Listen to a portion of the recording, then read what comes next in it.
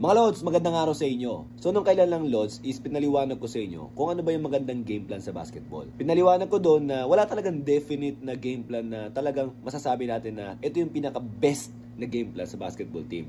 Sinasabi ko kung ano yung kayang i-execute effectively ng team mo, yun yung pinakamagandang game plan. So ang gagawin mo, aalamin mo kung ano ba ang strength and weaknesses ng team mo, and then dun mo ibabagay yung game plan mo. After nun Lods, may nagtanong sa akin, if ever daw, ano daw yung mga basic plays na pwede daw ibigay pagka hindi ganun kalalalim yung fundamentals ng mga players. So Lods, sige ganito, magbibigay na lang ako ng example para i-pattern nyo. Usually, ang ginagawa ko, kunwari sa isang play, wina-wash down ko sa pinaka-simplest form para hindi ganong mahirapan yung mga players. Pagpalagay natin sa may zone offense, diba? Ang tinuturo ko sa zone offense nung nakaraan, may video na to eh.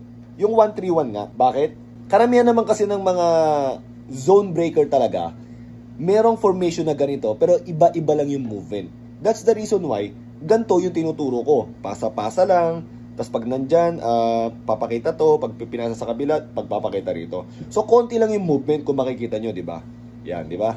Pagka pinasa rito, that's the only time bababa to. And then, ito tracer lang, baka biglang ipasa rito, or pagka dito, yan, okay? So, ganyan lang yung movement, sobrang dali lang. So, winash down ko to sa iba't ibang klaseng play na zone breaker na ganito yung inuuwian ng formation. So, ano ba yung mga yun? Kunwari, mga level 2. Pagpasa rito, ito bumababa, ito yung umaakyat. So, nagkaroon ng another movement, di ba? So, ginagawa ko, hindi ko na pinapagawa to. Wina-wash down ko sa pinakamadaling play, pinakamadaling movement. Meron naman iba dyan, pagpasa rito, pagpasa dyan, yan, di ba, ganyan. Tapos, pagka lumalim pa to, ito, gaganto pa yan, ganyan. Pagangat nito, akit ulit dito. So, meron ng movement sa loob. Minsan naman, ang ginagawa nila is ganito. Pagpasa rito, ito ang pupunta sa gitna, ito ang pupunta rito sa gitna, ito ang pupunta angat na ganyan. Ngayon, minsan, pagpasa rito, pwedeng kumat yan, ikot to, ikot yan, yan ganyan. Pag pinasa, bababa to, ito ang kakat dito, yan.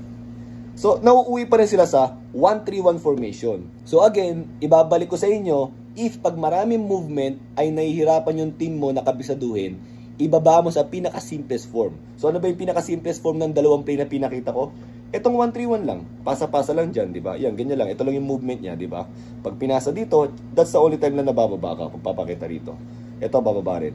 Pagka wala, yan. Ganyan lang. Di ba? Pag pinasa sa gitna, bababa to. Ito, mag-high and low. Pag wala nangyari, ganun pa rin. Pag pinasa rito, kailangan ito trace lang yung bola. Ganun ka-simple lang. So mga Lods, sana naintindihan nyo yung principles ng paggawa ko ng play na dumidepende sa kakayanan ng team. Kasi minsan, kahit na meron kang player na galing sa eskwela, paano yung ibang kasama?